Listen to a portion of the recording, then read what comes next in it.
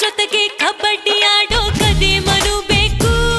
ಈ ಗುಲಾಬಿ ಜೊತೆಗೆ ಗಿಲ್ಲಾಟ ಆಡೋ ಗುಲಾಮನು ಬೇಕು ನನ್ನ ಭುಜಾನ ಆಳೋ ಗಜಾನ ಗಾಡೆ ಕೊಡಬೇಕು ಅಂಬಾರಿ ಅಂತ ಜಂಬಾನ ಇಳ್ಸೋ ಲಂಬು ಬರಬೇಕು ಬೆಣ್ಣೆ ಬೆಣ್ಣೆ 50 ಕೆಜಿ ಬೆಣ್ಣೆ